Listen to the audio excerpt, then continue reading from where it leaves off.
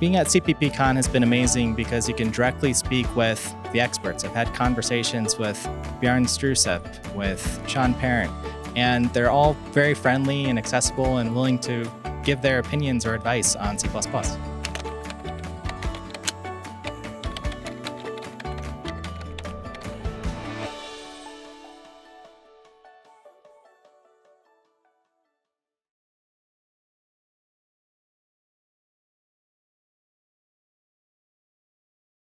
Learning is a funny thing. I find that when learning, the materials we learn from tend to go too far one way or the other. They tend to spend too much time on theory or too much time on the practical effects. For a confirmation of this, just talk to any university student and hear them talk about how they spend their days trapped in a lecture hall receiving pure theory. Little of what they learn appertains to the real world. But we see this in software engineering as well. When we check the documentation for a new technique or framework or library, we tend to find small, fully worked examples. They demonstrate the fancy features, but how do we take those and build large-scale software systems with them? Or we get just API documentation, the small pieces we're supposed to compose, but how do we iteratively compose them and finally reach a high-level artifact? And so what I want to do is take you on a tour through an application built with the networking TS, from the lowest level all the way up to the highest level, and eventually build a real application that listens on real sockets for real connections from real users on a real network. But first, we need our scenario. We need our use case. And so what we want to build is a part of a larger system that receives queries from clients and returns to them market data. We're not streaming live multicast data. Instead, we're answering targeted queries which arrive over HTTP or WebSockets. These heterogeneous queries are received by a front-end component we call a router, which looks at the queries and decides which backend should service them. It's this backend we're interested in. It communicates with the backend using a proprietary protocol. And the backend is implemented using the networking TS, using Boost ASIO. It's implemented on top of a proprietary in-house file-based time series database.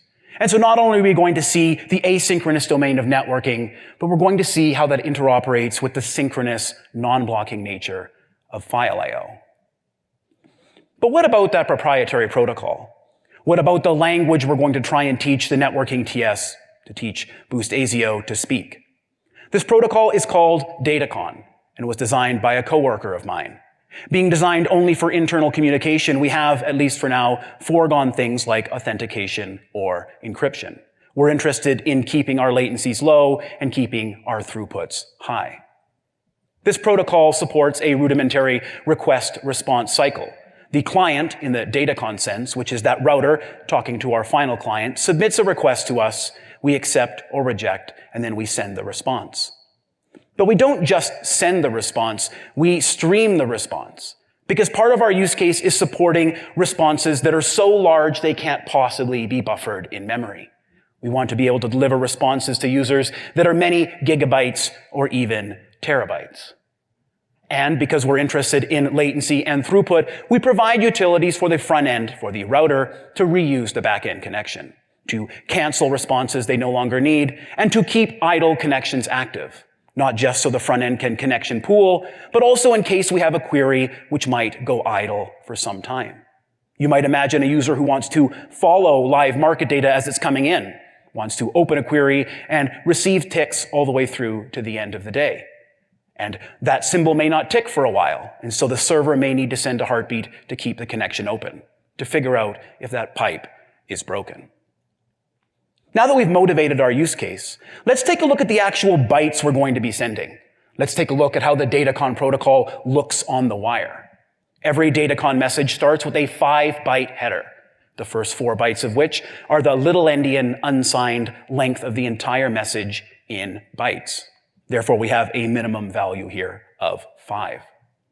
Thereafter, we have a single byte, which discriminates the semantic purpose of this message in the Datacon protocol. And after that, we have a free-form body of bytes, proceeding from the 5th byte until the end of the message identified by the length. It's important to understand that this is a free-form body of bytes. The meaning of these bytes is completely application-specific. This protocol's only job is to communicate request-response semantics and to provide pipelines for the application-specific data about requests and embedded in responses to flow between client and server. But this discriminant, this message type, implies there's a Datacon vocabulary. It implies there's some language that is being spoken, for example, from the client to the server. And the vocabulary from the client to the server consists of 2 messages.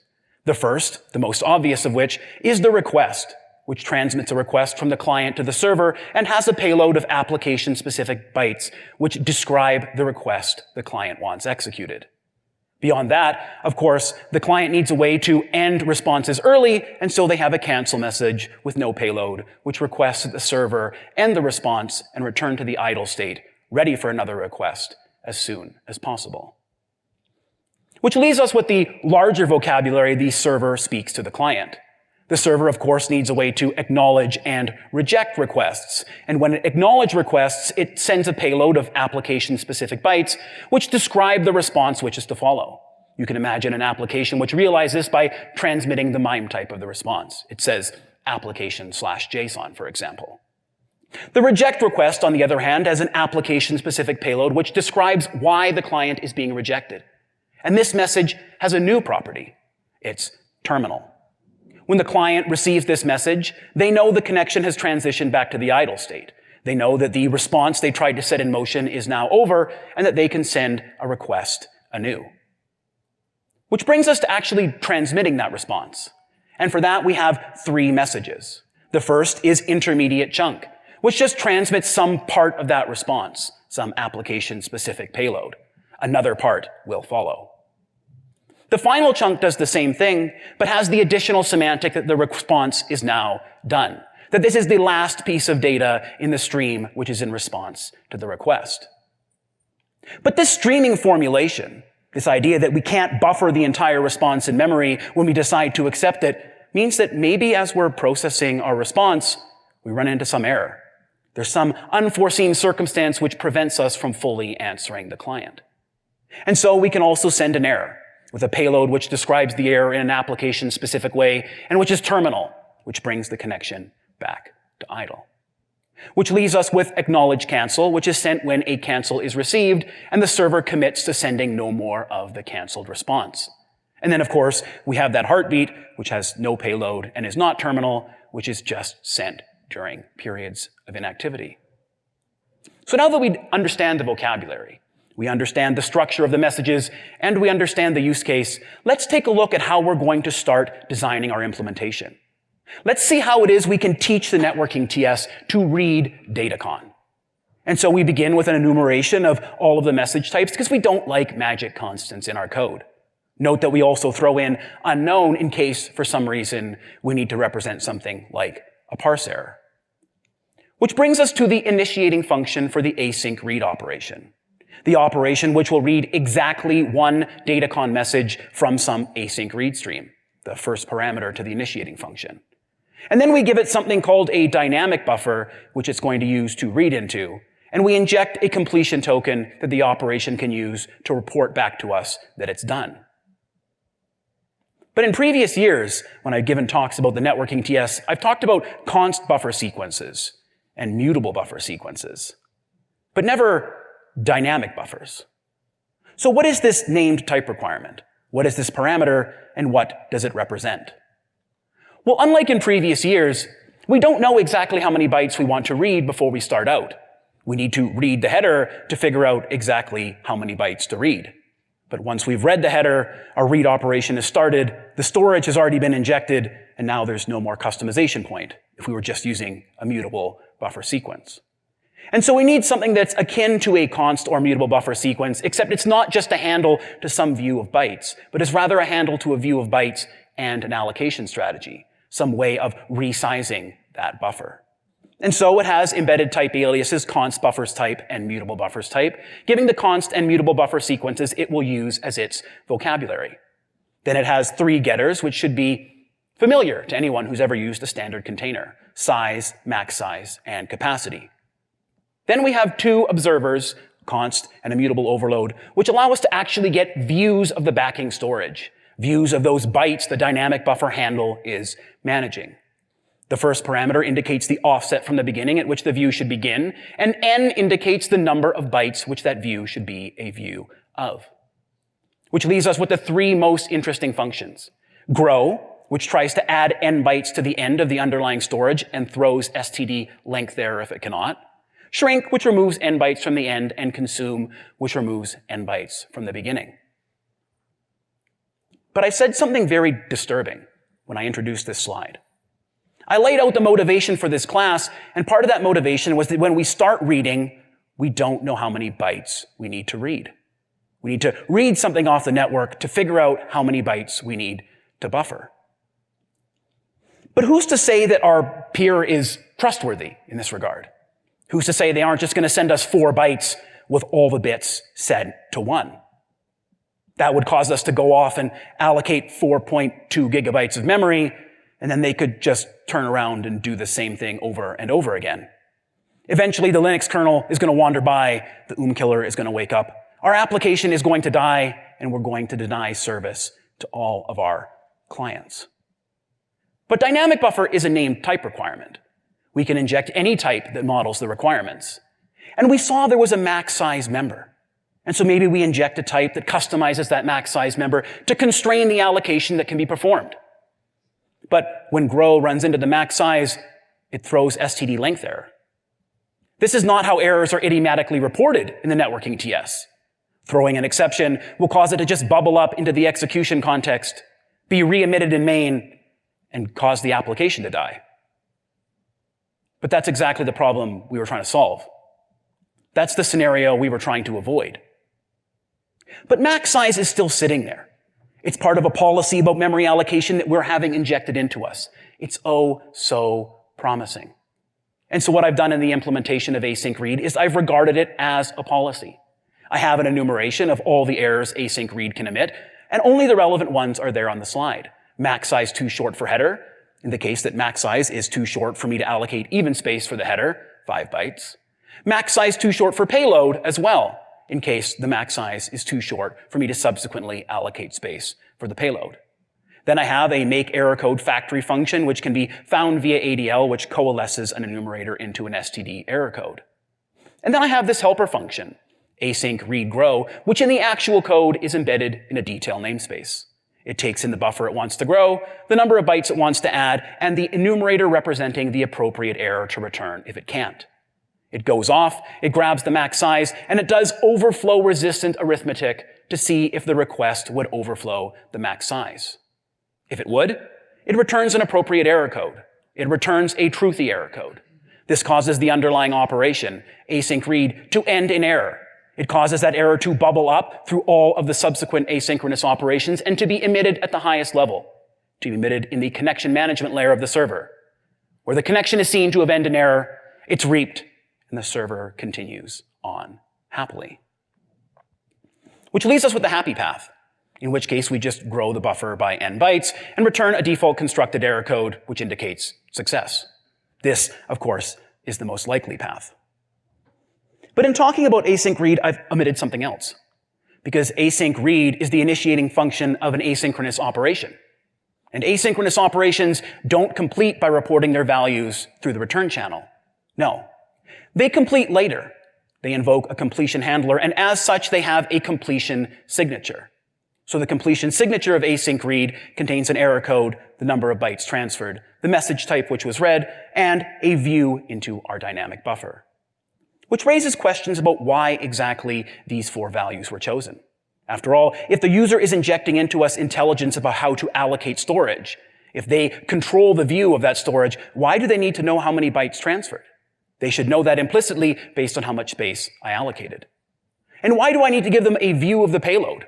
Why don't I simply manipulate the dynamic buffer until it only contains the payload, and then they can go off and inspect it? But I synthesized all this context in the operation. I know exactly how many bytes I transferred, and I know the exact bytes in the dynamic buffer that represent the payload. So why would I assume the user doesn't need them? Why would I drop them on the floor? Why would I leave the user poking around at bits they injected and in an error-prone way trying to resynthesize information I already had? And most importantly, perhaps, why would I consume the header off the beginning of the dynamic buffer? Why would I pay to shift all the bytes in the buffer when I know the most common use case of the user is going to be to look at the view of the payload, process it, clear the buffer in big O of 1, and start reading again? But this design, this low-level function, is only half of the equation. Because it only lets us read Datacon, it doesn't let us write it. And so to write Datacon, I have a type alias async write state for an array of 5 bytes, somewhere to prepare the header so I can pass a pointer thereto to the operating system to transfer it. Then the completion signature for async write is an error code indicating the status of the operation and the number of bytes transferred. As for the signature of the initiating function, I accept the write stream, I accept the message type to write, I accept a stable reference to the async write state to use to prepare the header, a view of the payload I'm going to send, and of course, the completion token I use to notify my user of completion.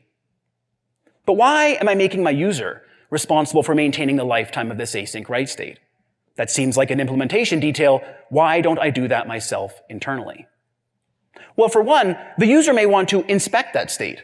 They may want to know the exact bytes that were placed in the header so they can use them for some purpose. I shouldn't assume that's not part of their use case.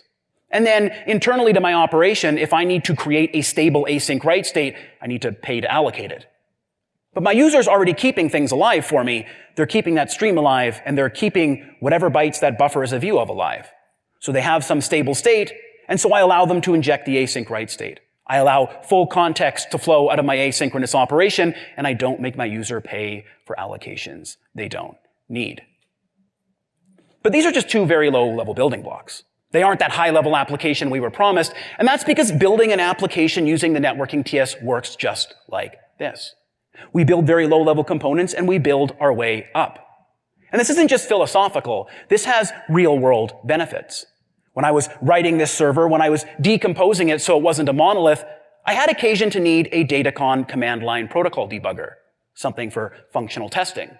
And if I'd embedded all of these operations directly in a monolithic server, I would have had to go and resynthesize them and hope that I did it correctly twice instead of just once. But because I was building an ecosystem rather than a monolith, I could just take these 2 operations, write 150 lines of code, and I had a fully working protocol debugger. But that doesn't get us off the hook. The point of this talk is not to write low-level operations. Everyone who's watched my previous talks knows how to do that. So let's figure out how we can send those heartbeats, how we can keep the connection alive, how we can implement some of the higher-level requirements of the Datacon protocol. And the first thing we see here is this reason enumeration, with enumerators wait and write. And the impetus for this is that a heartbeat operation needs to wait on a timer and write to a stream. And when it emits an error code when it fails, it could have come from either of those operations. But it knew which of those operations it came from, and so it doesn't need to just emit an opaque error code. It can also give us the exact reason, whether it failed waiting or writing. But there's something suspicious about this enumeration. It gives us the 2 possible sources of failure, but what about the third option? What about success? And the omission of that enumerator is deliberate, because the operation that you see initiated by the initiating function at the bottom of the slide never succeeds. Because this operation is not about sending a heartbeat and waiting for some amount of time. This operation is about dealing with the entire problem of sending heartbeats over the lifetime of the entire Datacon connection. And as we all know, if we've written some network programs, connections don't end successfully. The connection is reset, we reach end of file, we write to a broken pipe. And so this operation, once initiated, goes off in the background. It sends heartbeats and it waits over and over and over again until the connection is done. And when it finishes, it emits a statistics struct, which contains a counter of how many times it did various things.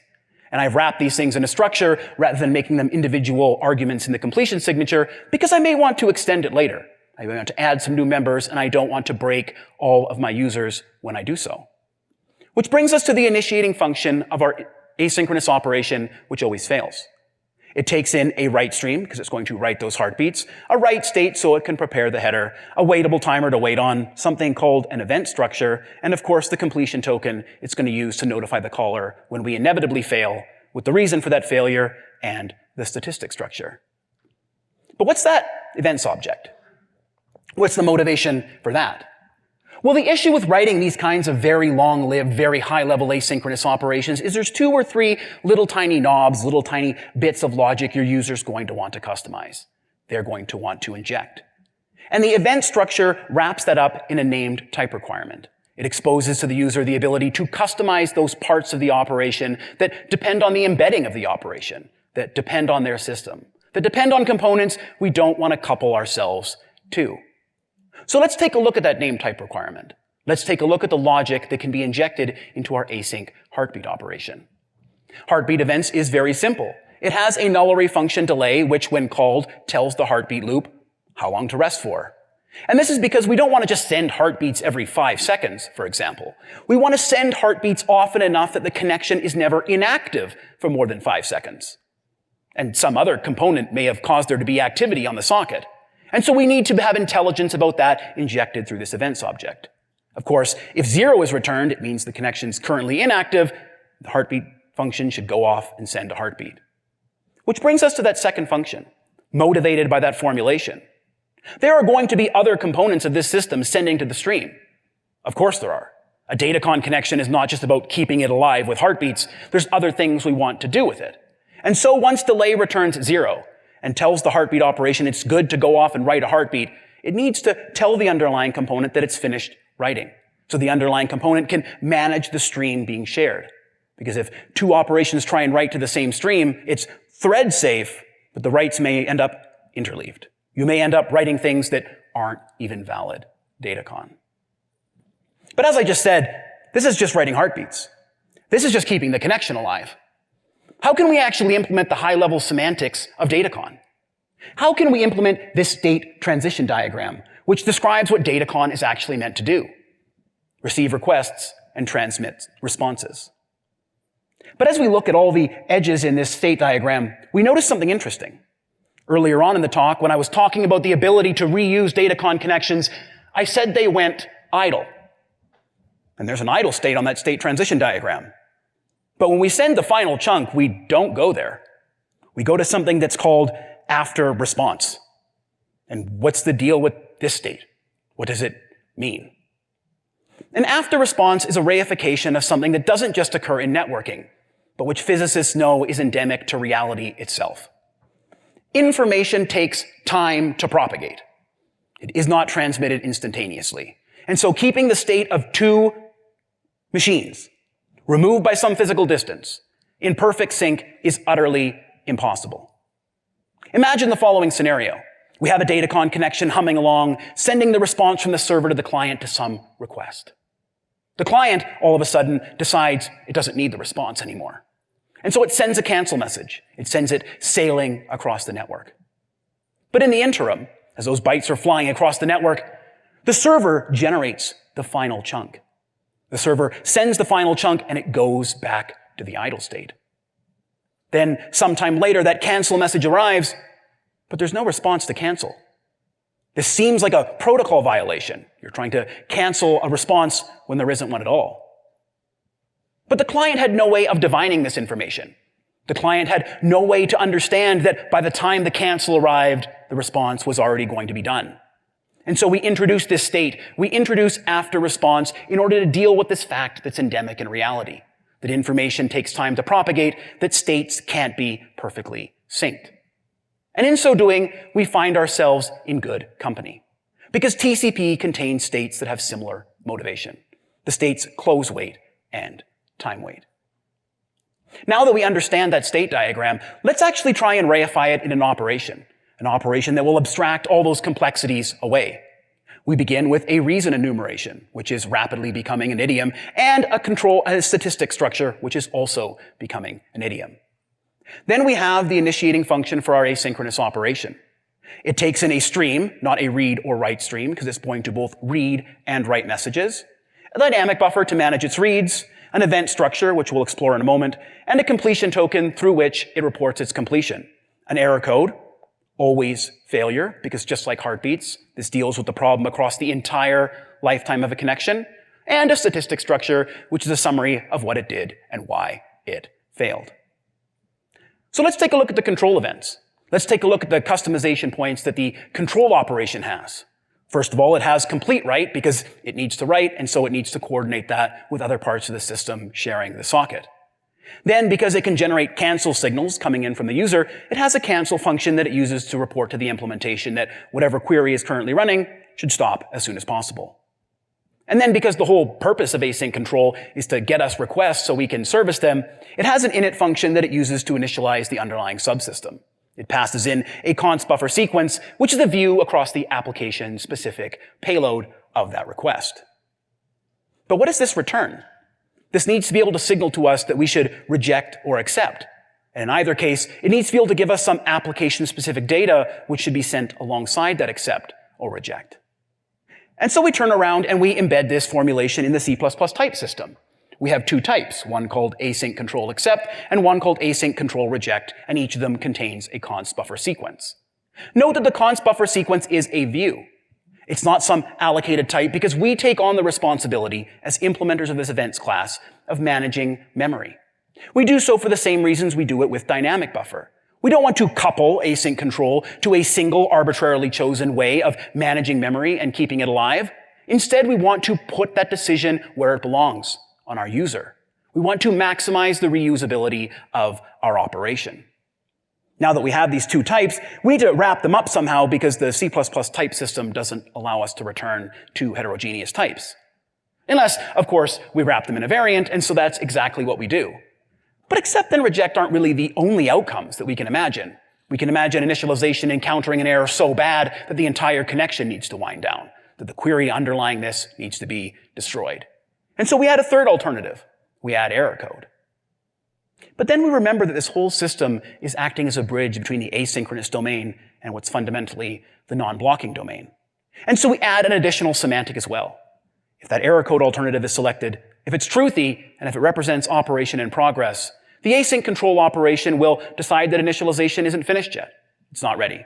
It'll go off and call us again later. Which brings us to the bottom half of async control events. Which brings us to the final things we need to inject to actually get this operation off the ground. The first of these is async start write. Which is interesting because now we've moved beyond injecting synchronous callbacks, fundamentally, into an asynchronous operation. Now we're injecting asynchronous callbacks into an asynchronous operation.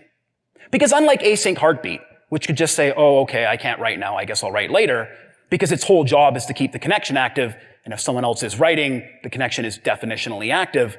The things that async control needs to write are really important. We can't just say, okay, try again later.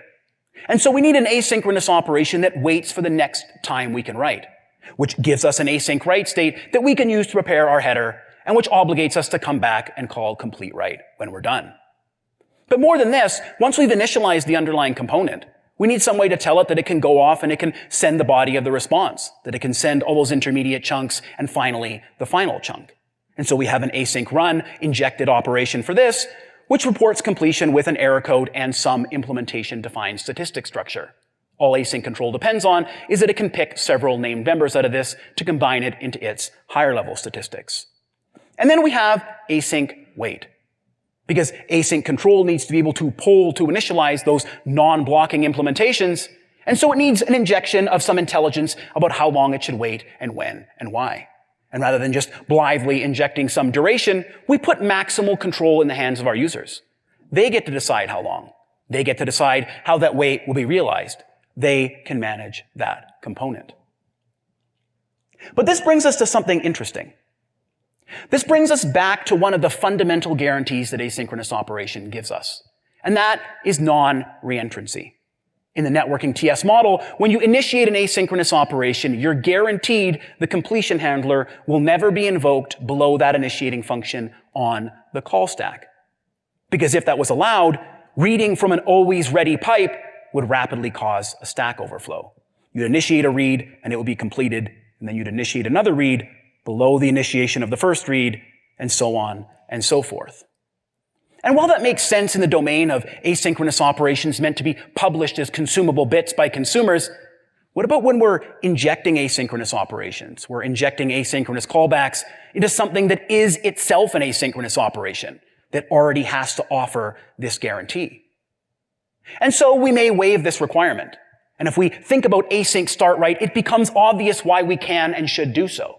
If async control initiates async start write, and the socket is immediately available for writing, and we invoke the completion handler immediately, then async control is just going to start an async write, an asynchronous operation which offers the reentrancy guarantee. And so all we would be doing by demanding that async start write behave like a proper asynchronous operation in this instance would be unnecessarily eating up performance, something that we as C++ developers don't like to do. Which brings us to the lower level, which underlies both of these high-level asynchronous operations. The query driver, which actually manages the components of the system and manages the query. Of course, it has a reason and a statistic structure. This is getting old by now. But it also has a setting structure, which is a structure for the same reason statistic structures are structures. If I want to add settings later, I don't want to break all of my users by changing a bunch of function signatures. And so we look at the design of the query driver, and it's templated on a write stream, a waitable timer, and a query. And for its internal stream, the type that it actually uses, it uses a sticky cancel async stream. And this is to solve a problem that's endemic in cancellation. When you go to cancel an operation, the operation may already have completed. Its completion handler may be awaiting invocation. And then when the completion handler is invoked, it's unaware it was canceled and keeps on going like nothing happened. As I discussed in my talk 2 years ago, a sticky cancel async stream preserves the cancellation. It makes it sticky. Subsequent attempts to initiate an operation will result in that operation failing immediately and reporting that it was canceled. Which brings us to our constructor, which takes the usual suspects, and a getter for the query object we're actually managing. Then we have 3 functions which we're going to need to implement the glue between this and async heartbeat. We need to figure out when the last write happened, we need to be able to synchronously try and start writing, and we need to be able to report that writing completed. Which leaves us just with the hooks that we need to glue async control on top. We need to be able to ask whatever query we're driving to cancel itself. We need to manage the async heartbeat and async control events together in when they can and can't write, and so we have an async start write in addition to the synchronous alternative we saw on the previous slide. Then we have async run, which goes off and implements the actual logic of running that query object that we're wrapping. And we have async wait, which makes use of some internal timer to enable polling. Which raises one final question. What does a query look like? What does this small nugget of functionality that we spent all this time wrapping up look like? What is the glue that the final user who actually wants to implement that application-specific query have to do? And here it is. It has an associated enumeration, which is wait, payload, error, and complete, which are the various statuses you can get back when you try and synchronously run a query. Wait invokes that non-blocking behavior of please try again later. Payload indicates that some bytes have been generated and are ready to be sent. Error indicates that it can't go on. The entire query needs to end. And complete indicates that it's finally done. As for the named type requirement of a query itself, we of course have a way to initialize ourselves based on a const buffer sequence.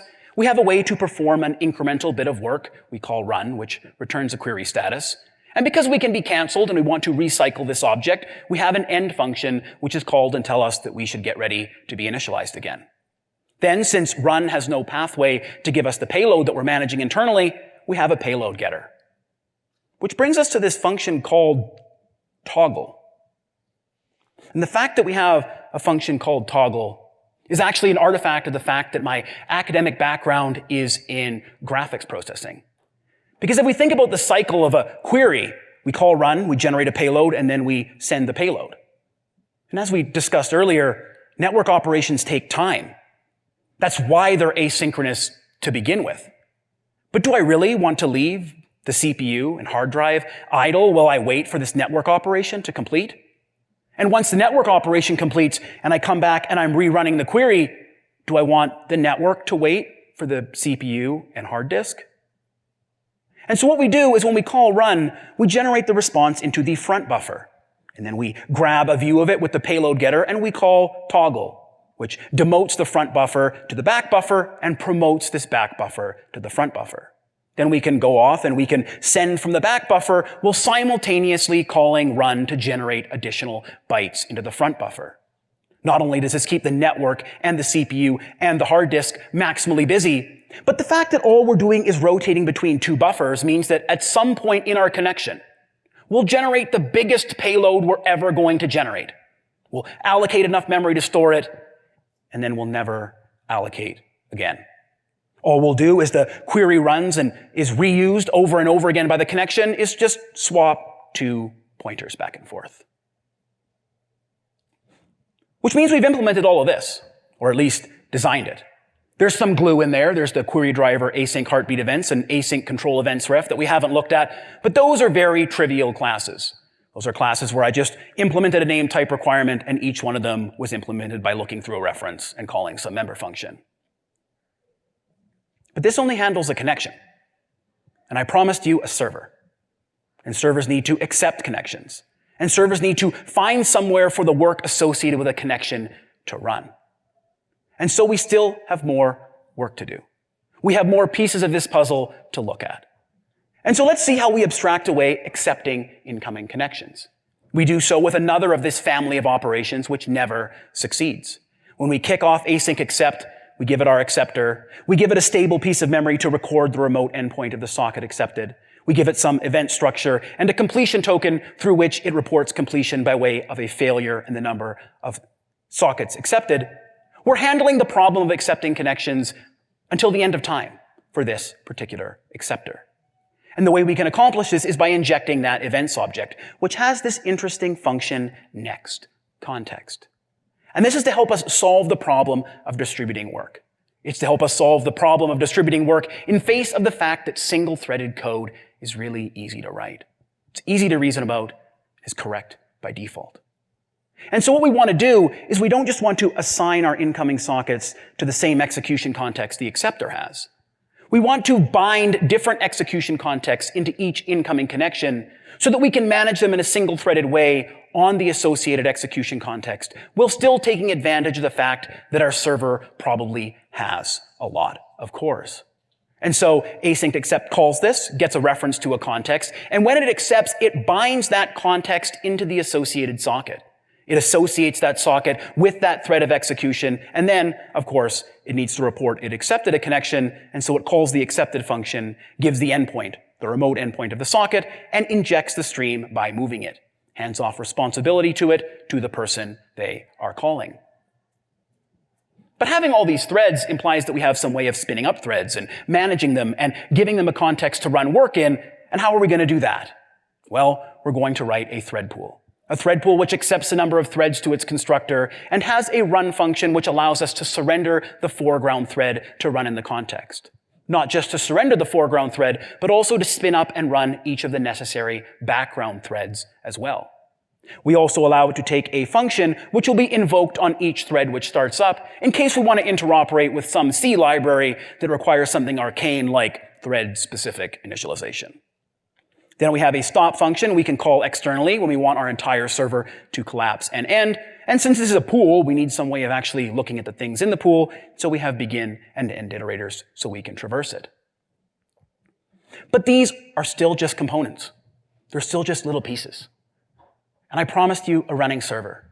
I promised you real sockets on a real network from real clients. So let's write the final piece of glue. Let's write that thing that you can call from main that actually gets us off the ground. Let's write run server, which takes in the configuration and takes in an events object. An events object which has two customization points. With pool, which takes in the configuration and the pool, and which allows us to glue in external components. It allows us to synthesize some state and then return it through that auto return value, and the caller is obligated to keep that alive for the lifetime of the application. This way we can spin up some state using the pool, and we can rest easy knowing that it will persist for the lifetime of the server. And then, because of that sticky problem of interoperating with C libraries, we have a function we invoke when each of our worker threads starts, which injects the context which is actually being run in that thread, and which we can use to do some thread local initialization. But this is just a function signature. What is the code we actually write to glue together our design? How complicated is that very difficult test of code which is going to reside in main? So let's walk through it. We're going to have many connections, and so each of them is going to need to have a state. And the user is picking which query gets serviced, so we're going to be templated on that. Our nested query type is going to be a verbose query, which is templated on the user's query type, and something called a connection description, which is just a wrapper of a remote and local endpoint, which supports being streamed to standard streams. Then we have a query driver type, which is just a template with some obligatory template parameters filled in. And we have a constructor which takes in the socket, which is the most important part, the local and remote endpoints, the user's configuration, and the user's with pool object, which we're going to pass through so that our implementer of our query can access them, so they can reach out to that state they prepared and incorporate it into their query. Then we have our query driver, and we have a sticky cancel waitable timer for the heartbeat operation. The impetus here is the same as the last time you made something sticky. When we cancel, we want cancellation to stick. We not only want to end all the currently outstanding operations, we want all future operations to fail as well. Then we have a vector of bytes, which is going to back the dynamic buffer that we're going to read into, and we have a done type, which couples that error code with the actual reason we're shutting down, with the failure reason that came from the first sub-operation to fail. And of course, we wrap this up in an optional and stick it in our struct because most of our connections spend most of their time not shutting down. Which brings us to the logic we're going to run when one of our operations ends. The logic that's going to fan in those operations and appropriately clean us up. We take in an R-value reference to a shared putter, but this doesn't have to be a shared putter. We're just using it because it manages stable memory, which we need, and because it has a reference count, which we also need because we need to keep track of how many of our operations have completed. We take in the error code and we're templated on the reason enumeration. We populate the result if it's not already populated, filling in the reason that we're shutting down. Then we abort the query driver and cancel the heartbeat timer, which causes any outstanding asynchronous operations to come crashing down, to very rapidly fail, kick out, and call this function in turn. Then we check the shared putter, and if we're the last user, if the use count is 1, we need to proceed to the bottom of the slide and clean up.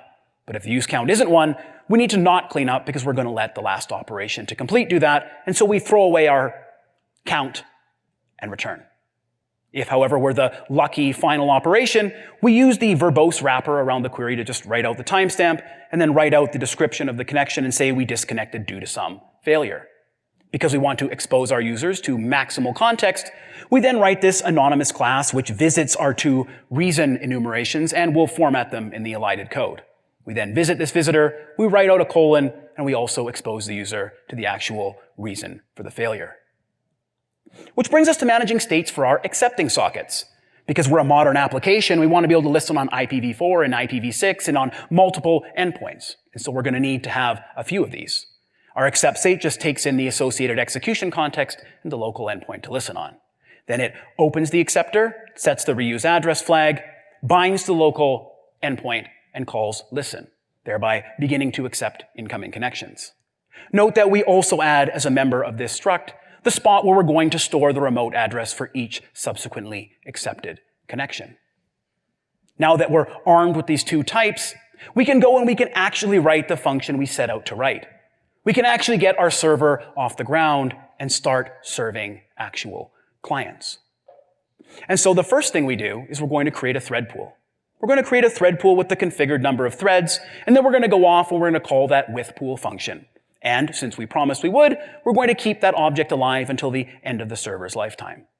Then we prepare a list of our accept states and we loop over each endpoint we're configured to listen on.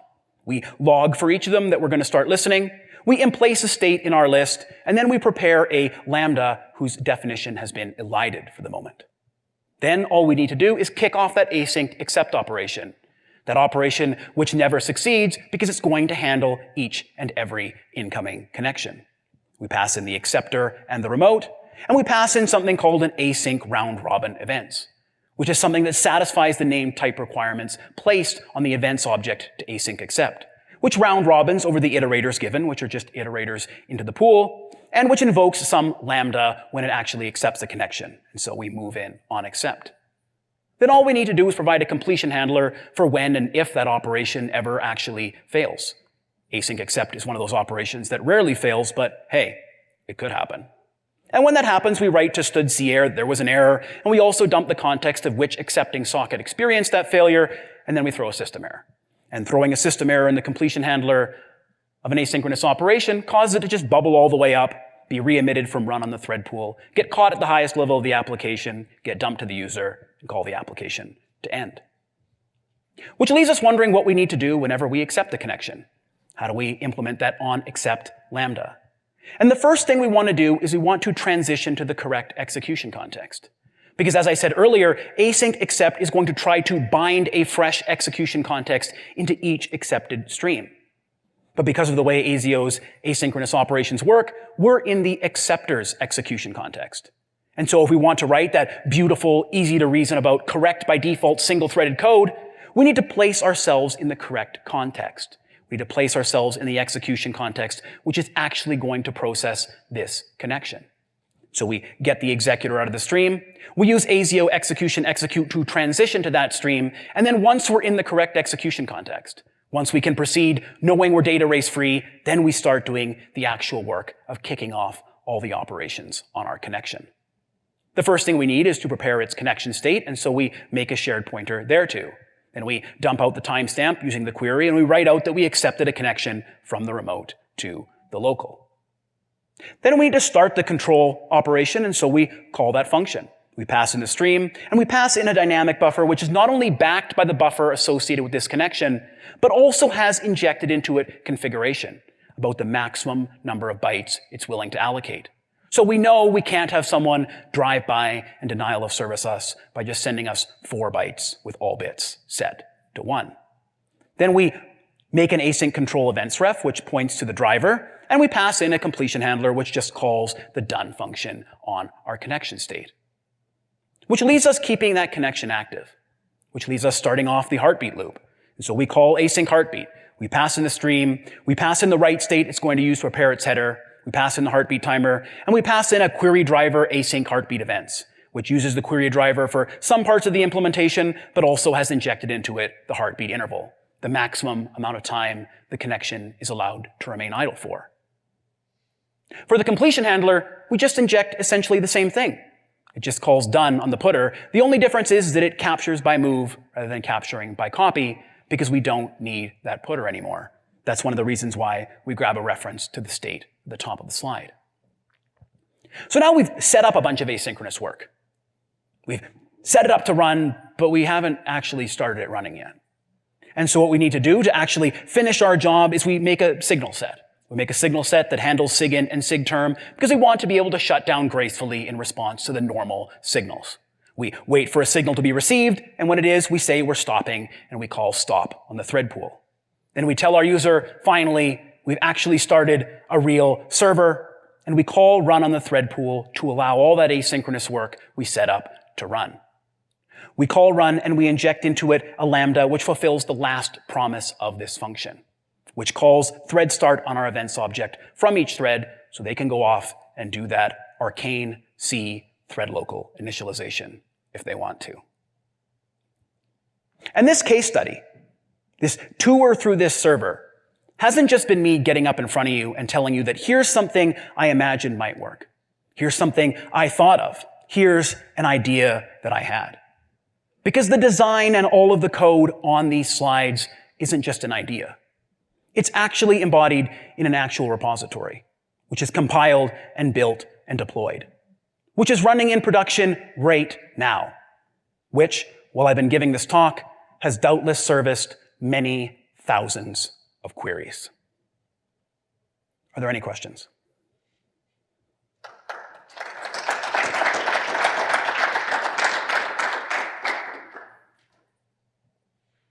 Why did you use a toggle and not a queue for maintaining a buffer of text to write on that network connection? The question was why I used toggle rather than using a queue. I guess queue could be a valid implementation, and I'm just trying to think if someone could implement, because it's a type requirement, if someone could implement toggle using a queue. The only reason I wouldn't want to use queue on the front end is because then that would couple me to a certain data structure. I can't think of off the top of my head why you couldn't have toggle through a queue of buffers, but I think async control might be implemented to assume there's only 2. So if it fills the back buffer, it just stops. And one of the reasons for that actually, for stopping, I mean, I can imagine extending the concept so that you could eject this logic. The reason for stopping and not filling more back buffers is because you don't want to get in a situation where your user is receiving data from you, and kind of in the vein of the dynamic buffer thing, they're just like, I'm just going to let the TCP window slam shut. And then the operating system's like, okay, I'm just going to wait and not send, and you're just allocating a bunch of memory, filling up buffers you're never going to send from the hard drive. But other than that, like, there's no reason fundamentally why I shouldn't or couldn't adjust that concept. So the user can inject that, be like, no, back off, right? I don't want to allocate anymore. Because then they could just say, I only want to have a front buffer, for example. Any other questions?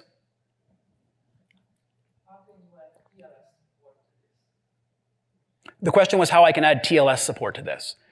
And the answer to that question is that, so in the last bit that I showed, or the very last bit, the run serverless implementation, the answer to that is I can't, right? And because that run serverless implementation indicates a set of choices I've made, a concrete set of choices.